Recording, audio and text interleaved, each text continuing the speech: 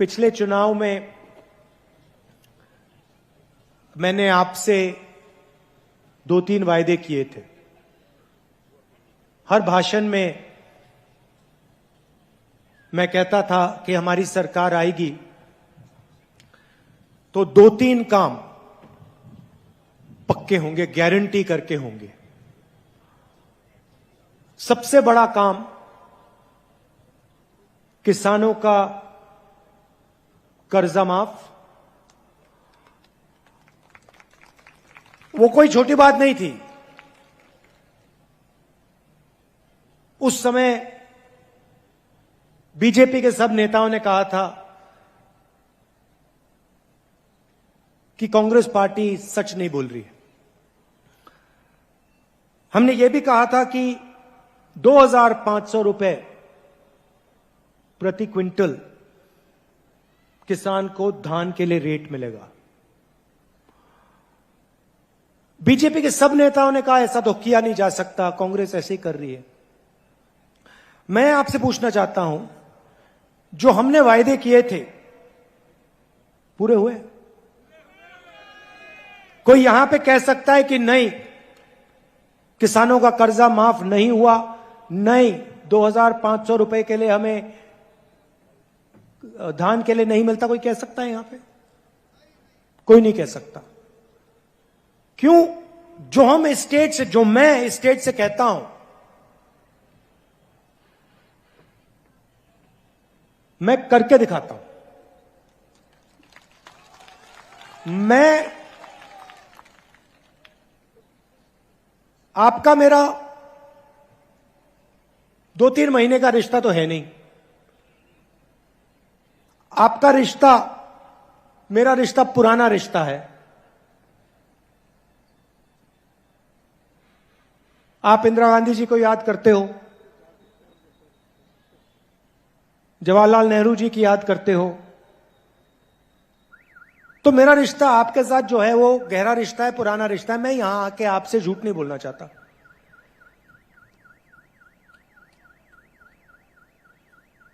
प्रधानमंत्री यहां आए, उन्होंने आप सबसे 15 लाख रुपए का वायदा किया था। कहा था हर बैंक अकाउंट में 15 लाख रुपए डाल दूंगा। कर दिया? भैया बाद में कीजिए। किसी के बैंक अकाउंट में नहीं आया। उन्होंने कहा था कि नोटबंदी से काला धन मिट जाएगा। मिट गया? कहा था किसानों का, किसान बिल से फायदा होगा। किसानों ने स्वयं बिल को रद्द कर दिया। देश के सारे किसान खड़े होकर कहते प्रधानमंत्री झूठ बोल रहा है, हमें नहीं चाहिए ये बिल। तो आप जानते हो सच कौन बोलता है, झूठ कौन बोलता है।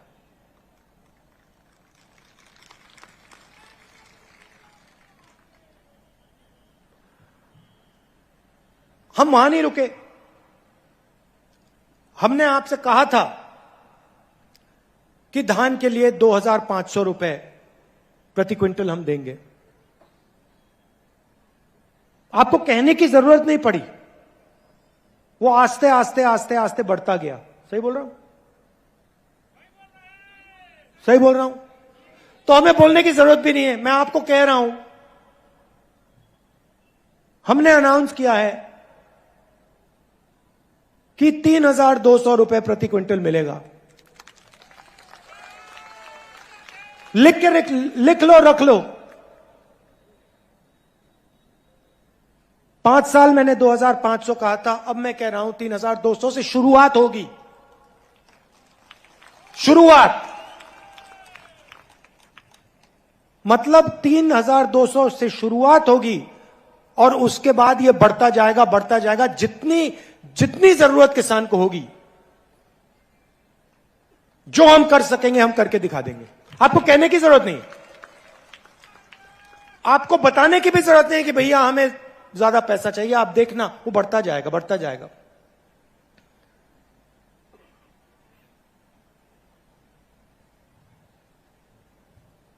आदिवासियों के लिए बीजेपी के समय तेंदुपत्ता के लिए कितना पैसा मिलता था? एक बोरी के लिए कितना मिलता था? 2,500। कांग्रेस पार्टी के समय में कितना मिला आपको? 4,000 रुपए। अब आप लिख लीजिए, 4,000 रुपए नहीं, 6,000 रुपए आपको मिलेंगे। लिख के रख लीजिए आप। 4,000 रुपए का आपको हर साल बोनस मिलेगा।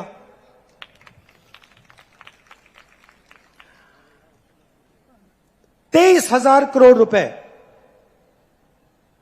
हमने किसान न्याय योजना में आपको दिया। आपने मांगा नहीं। हमने कहा भैया हम न्याय योजना करना चाहते हैं, हमारा प्लान था लोकसभा में करने का, हम छत्तीसगढ़ में इसको टेस्ट करके दिखाएंगे, और हमने कर दिया।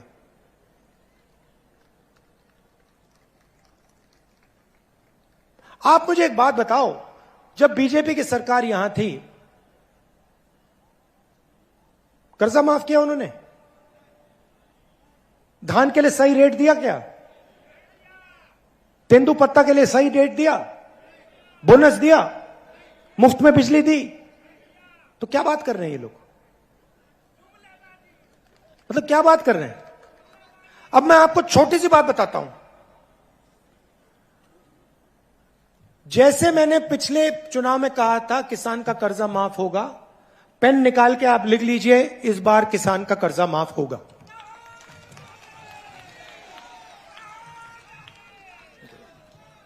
किसान का कर्जा माफ होगा।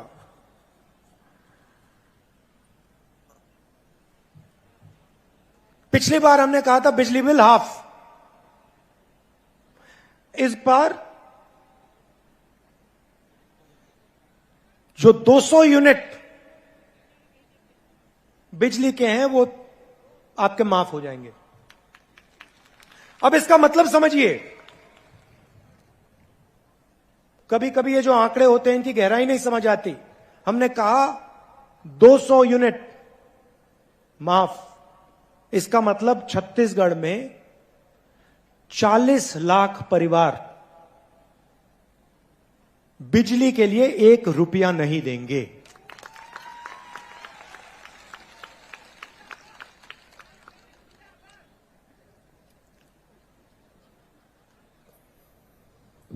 केजी टू पीजी आपने सुना है? ये क्या है, ये केजी टू पीजी?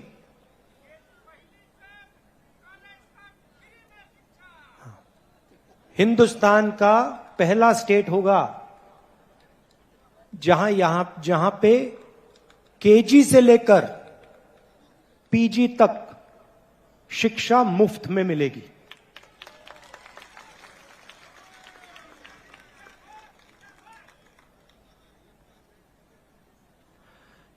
बीजेपी क्या करती है? सारे के सारे स्कूल प्राइवेटाइज कर देती है, कॉलेजेस प्राइवेटाइज कर देती है, अस्पताल प्राइवेटाइज कर देती है। आदिवासियों को वनवासी कहते हैं, सुना आपने? आदिवासी को ये लोग वनवासी क्यों कहते हैं, मुझे बताओ, कोई बता सकता है? वनवासी शब्द में और आदिवासी शब्द में क्या फर्क है?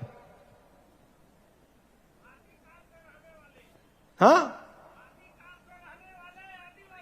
और वनवासी जंगल में रहने वाले। अच्छा बताइए, आपका नाम क्या है? गोवर्धन जी, आपने वो जो बीजेपी का वीडियो था जिसमें बीजेपी का नेता एक आदिवासी पे पेशाब कर रहा है, वो आपने देखा? मध्य प्रदेश में देखा आपने? आपने कभी बीजेपी के किसी नेता को जानवर को पर पेशाब करते हुए देखा है? तो बीजेपी के नेता जानवर पर पेशाब नहीं करते, मगर आदिवासी पर पेशाब कर रहे हैं। देखिए, आदिवासी शब्द के अंदर गहराई में बहुत जरूरी चीज छुपी हुई है। सबसे पहले जल, जमीन, जंगल के मालिक आदिवासी थे। भाइयों और बहनों, आदिवासी शब्द के अंदर आदिवासियों का जो हक है, जमीन का हक, जल का हक, जंगल का हक, वो छुपा हुआ है। वनवासी का मतलब वो लोग जो जंगल में रहते हैं। बीजेपी आपको वनवासी कहते हैं, हम आपको आदिवासी कहते हैं। बीजेपी आपके अधिकार छीनती है, हम आपको अधिकार देते हैं। हम आपसे गले लगते हैं, बीजेपी आपके ऊपर पेशाब करते हैं। बीजेपी के नेता आपके ऊपर पेशाब करते हैं और फिर वीडियो वायरल कराते हैं कि पूरा देश देखे कि बीजेपी के नेता आदिवासी पर पेशाब कर रहा है। यह इनकी सोच है। अच्छा, मैं आपसे सवाल पूछता हूं, आपको वनवासी कहते हैं ना? जंगल कम हो रहा है या ज्यादा? कम हो रहा है ना? तो जब 15-20 साल में जंगल गायब हो जाएगा तो वनवासी कहां जाएंगे?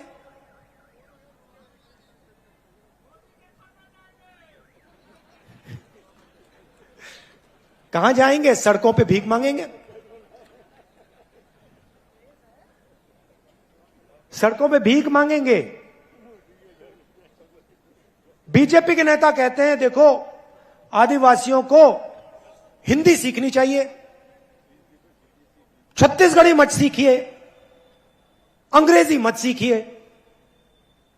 मगर आप किसी भी बीजेपी के नेता से पूछो कि भैया आपका जो बच्चा है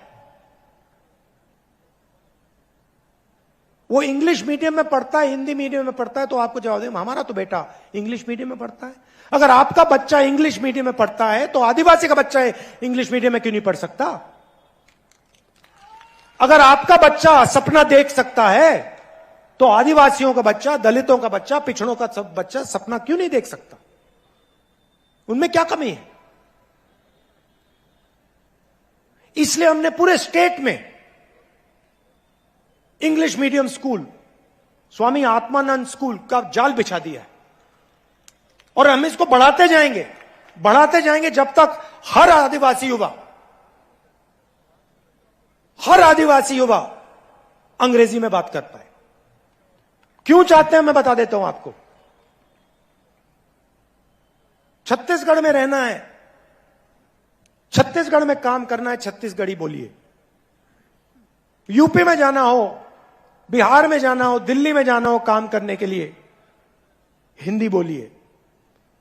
विदेश जाना हो, कॉल सेंटर में काम करना हो, इंजीनियर बनना हो, डॉक्टर बनना हो, अंग्रेजी की जरूरत पड़ेगी, अंग्रेजी पढ़िए। वो कहते हैं भैया हिंदी पढ़ो बाकी सब भूल जाओ। क्यों? क्योंकि वो चाहते हैं कि आपके बच्चे अंग्रेजी ना सीखें, कंपटीशन ना आ जाए। बाहर से कोई आता है, अमेरिका से कोई व्यापारी आता है, बिजनेसमैन आता है, आपके बच्चे उससे बात ही ना कर पाए, वो आपको नौकरी ना दे पाए। इसलिए वो आपसे कहते हैं आप वनवासी हो, आप बड़े सपने मत देखो, अंग्रेजी मत पढ़ो। और हम कहते हैं आप वनवासी नहीं हो, यह शब्द आप पर अपमान है। आप आदिवासी हो, आपको सबसे बड़ा से बड़ा सपना देखना चाहिए और उसको पूरा करना चाहिए। पूरा करने में हम मदद करेंगे आपकी।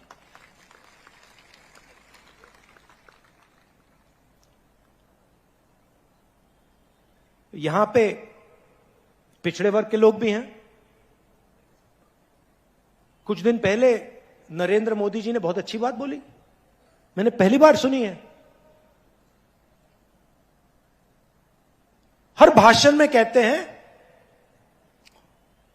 मैं ओबीसी हूं, हर भाषण में ओबीसी की बात करते हैं। और जब मैंने जाति जनगणना की बात शुरू करी, जब मैंने कहा कि जाति जनगणना होना चाहिए, कहते हैं हिंदुस्तान में कोई जाति नहीं है, हिंदुस्तान में सिर्फ एक जात है, गरीब, और कोई जाति नहीं। तो नरेंद्र मोदी जी, अगर हिंदुस्तान में एक ही जात है, उसका नाम गरीब है, तो आप अपने आप को ओबीसी क्यों कहते हो? और अगर एक जात गरीब है तो अमीर कौन है? अमीर में कोई जाति नहीं है, सिर्फ एक जात है हिंदुस्तान में, वो है गरीब। आपने चुनाव जीत लिया, रोज हवाई जहाज में उड़ते हो, करोड़ों रुपए के सूट पहनते हो, हर रोज नया सूट पहनते हैं मोदी जी। आपने कभी देखा है नरेंद्र मोदी जी को 2 बार एक कपड़ा पहनते हुए? कभी देखा आपने कि मोदी जी ने एक कपड़ा 2 दिन के लिए पहन लिया? कभी देखा? एक दिन में 3, 4, 5 कपड़े पहनते हैं मोदी जी। तो आपने चुनाव जीत लिया, करोड़ों के सूट पहन रहे हो, मगर जब ओबीसी को आपकी जरूरत पड़ी, ओबीसी युवाओं को आपकी जरूरत पड़ी जाति जनगणना कराने में, तो आप कहते हो एक ही जात है, गरीब, ओबीसी तो है ही नहीं।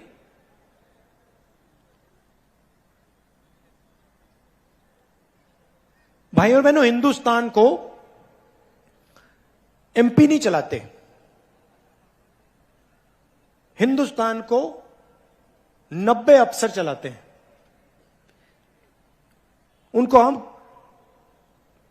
Secretary to government of India कहते हैं, आईएएस के अफसर हैं। और ये 90 लोग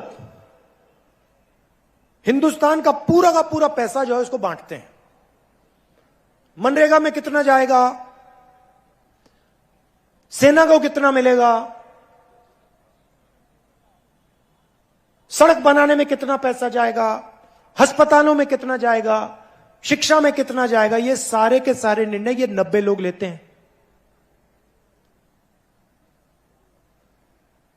पार्लियामेंट हाउस में मैंने एक आंकड़ा रखा, मैंने कहा कि देखिए 90 लोग में से ओबीसी कितने हैं? भाइयों और बहनों, इन 90 लोगों में से ये कितने हैं भाई? तो उठा के दिखाओ, तो खड़े होकर दिखाओ, ये देखो 90 में से 3। मोदी जी ओबीसी की बात करते हैं, 24 घंटा ओबीसी की बात करते हैं। जब मदद करने का समय आता है कहते भैया ओबीसी जाति नहीं है। और जो अफसर 90 अफसर इस देश को चलाते हैं, बजट का हर पैसा बांटते हैं, उसमें से 3 ओबीसी के हैं। अच्छा भैया, आपने पहला सवाल का जवाब दे दिया, दूसरे सवाल का जवाब दीजिए। जो ओबीसी अफसर हैं, हिंदुस्तान के बजट का कितना प्रतिशत निर्णय लेते हैं? 5%। मतलब 90 में से 3 ओबीसी। और अगर हिंदुस्तान के बजट में 100 रुपए खर्च होते हैं तो 5 रुपए का निर्णय ओबीसी जात के लोग लेते हैं। अच्छा, आदिवासियों की बात करते हैं। बजट में से अगर 100 रुपए का निर्णय लिया जाता है तो आदिवासी कितना निर्णय लेते हैं? कितना? 0.01। मतलब आदिवासी अफसर 100 रुपए में से 10 रुपए का निर्णय लेते हैं, ना 10 पैसे का निर्णय लेते हैं, सॉरी। अब सवाल यह है कि हिंदुस्तान में क्या ओबीसी की आबादी 5% है? आदिवासी की आबादी 0.1% है क्या? बिल्कुल नहीं। पूरा देश जानता है कि ओबीसी की आबादी कुछ भी होगी, 5% तो नहीं है। और पूरा देश जानता है कि आदिवासी की आबादी कुछ भी होगी मगर 0.1% तो नहीं है। मैं आपसे क्यों कह रहा हूं? क्योंकि देश को चलाने में आदिवासी, दलित, पिछड़ों की कोई भागीदारी नहीं है।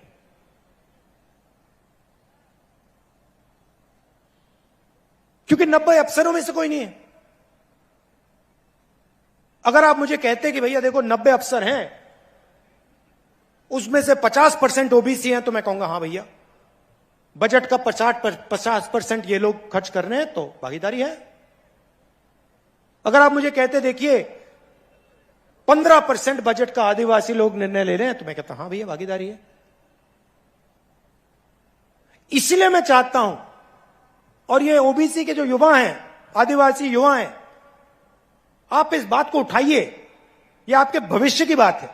इसलिए मैं चाहता हूं कि जाति जनगणना हो, सबको पता लग जाएगा कि देश में आदिवासी कितने हैं, दलित कितने हैं, पिछड़े कितने हैं, जनरल कितने हैं, सबको पता लग जाएगा। एक बार सबके आंकड़े हमारे सामने आ जाएंगे, सामने होंगे, तो हम कहेंगे ठीक है भैया, अब अगर 50% आबादी है तो भागीदारी होनी चाहिए। 90 में से 3 अफसर काम होने वाला नहीं है, इसको हमें बदलना पड़ेगा। अब नरेंद्र मोदी के पास जाति जनगणना के आंकड़े पड़े हुए हैं, वो 1 सेकंड में पब्लिक को दिखा सकते हैं। हमने किया था जाति जनगणना, हमने करा जब हमारी यूपीए की सरकार थी, तो सारे आंकड़े सरकार के पास है। अब हम नरेंद्र मोदी जी से कह रहे हैं भैया इनको रिलीज करिए, छत्तीसगढ़ के ओबीसी युवाओं को बता दीजिए ओबीसी की कितनी आबादी, आदिवासियों को, दलितों को बता दीजिए भैया आपकी इतनी भागीदारी होनी चाहिए। नरेंद्र मोदी नहीं बोल रहे, अब कह रहे भैया ओबीसी की तो कोई जाति नहीं होती, दलित आदिवासी तो जाति नहीं है, जात तो हिंदुस्तान में सिर्फ गरीब है। तो यहां जो ओबीसी युवा हैं, अगली बार मोदी जी आएंगे, आप उनसे पूछना मोदी जी पहले आप कहते थे आप ओबीसी हो, अब आप कहते हो हिंदुस्तान में सिर्फ गरीब जात होती है। आप जाति जनगणना प्लीज कर दो, हमारी जो सच्चाई है, ओबीसी जात की जो सच्चाई है वो हमें बता दो। लंबे लंबे भाषण करेंगे, 1 घंटा बोलेंगे आपको, मगर इस सवाल का जवाब नरेंद्र मोदी नहीं दे सकता। क्यों? क्योंकि रिमोट कंट्रोल अदानी के हाथ में है।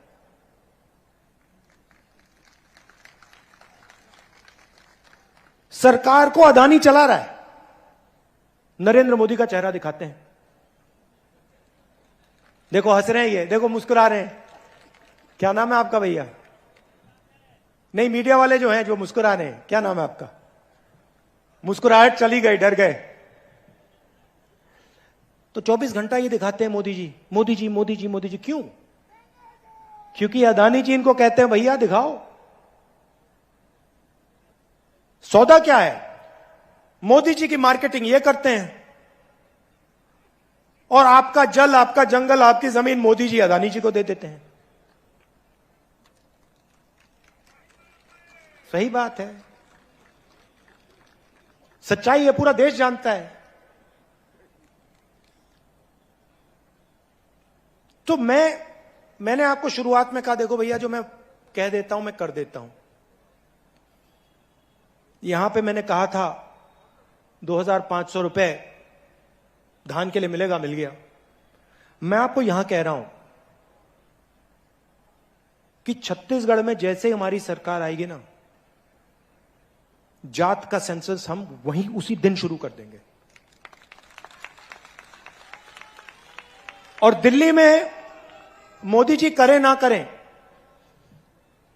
हर आदिवासी युवा को यह समझ आना चाहिए, आपके भविष्य की बात है, आपके भागीदारी की बात है। मोदी जी करें ना करें मैं नहीं जानता,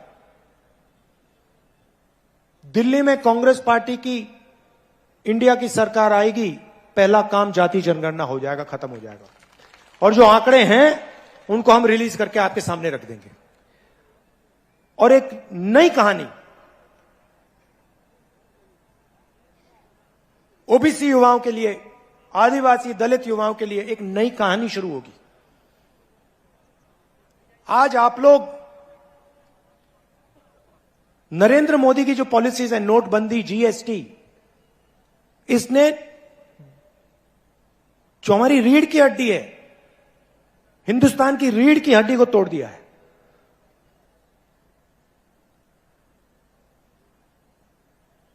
युवाओं को रोजगार नहीं मिल सकता नरेंद्र मोदी की सरकार में, आप सब जानते हो। तो रोजगार देने का पहला कदम जाति जनगणना, किसके पास कितना धन है,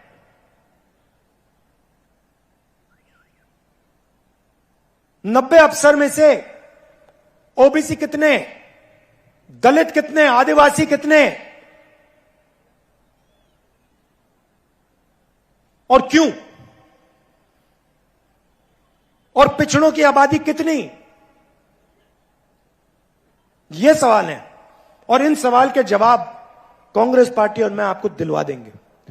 आप सबका बहुत बहुत धन्यवाद। देखिए, बीजेपी आपसे आपके पास आती है, झूठे वायदे कर जाती है, आपका पूरा का पूरा पैसा अदानी जी के यहां चला जाता है, आपकी जमीन जंगल जन झील छीन के वो ले जाते हैं, पैसा अमेरिका चला जाता है। हम आपकी पॉकेट में पैसा डालते हैं, किसान की पॉकेट में पैसा डालते हैं, मजदूर की पॉकेट में पैसा डालते हैं। वो भूल गया मैं, 7,000 रुपए मिलता है ना मजदूर को, 10,000 मिलेगा। गैस वाला भी बता देते हैं, 500 रुपए की सब्सिडी मिलेगी गैस सिलेंडर पर। अब हम चाहते हैं, देखिए सिंपल तरीके से मैं समझा देता हूं, हम चाहते हैं कि पैसा गरीब किसान, मजदूर, बेरोजगार युवा, इनके जेब में जाए और ये इस पैसे को गांव में, शहरों में खर्च करें और पूरी छत्तीसगढ़ की, गांव की, शहरों की अर्थव्यवस्था आगे बढ़े। वो चाहते हैं कि पूरा का पूरा पैसा अदानी जी के जेब में चले जाए। अदानी जी पैसा कहां खर्च करते हैं? अदानी जी क्या यहां पे मतलब गांव में पैसा खर्च करते हैं? नहीं, वो कर ही नहीं सकता। किसान यहां पे खर्च करेगा। हम किसान के जेब में पैसा डाल रहे हैं, मजदूर के जेब में पैसा डाल रहे हैं। किसान छोटे दुकानदार के यहां जाके माल खरीद रहा है, छोटे दुकानदार के जेब में पैसा जा रहा है। तो पूरे जो आर्थिक सिस्टम है छत्तीसगढ़ का, वो चल रहा है। जैसे ही बीजेपी की सरकार आती है, वैसे ही ये किसानों का पैसा बंद कर देते हैं, मजदूरों का पैसा बंद कर देते हैं, जमीन छीनने लग जाते हैं और पूरा का पूरा फायदा अदानी जी को पहुंचाना शुरू कर देते हैं। तो निर्णय आपका है। मैं जानता हूं कि छत्तीसगढ़ में भारी बहुमत से कांग्रेस पार्टी आने वाली है। जो मैंने यहां कहा वो मैं आपके लिए पूरा करके दिखा दूंगा। धन्यवाद। जय हिंद।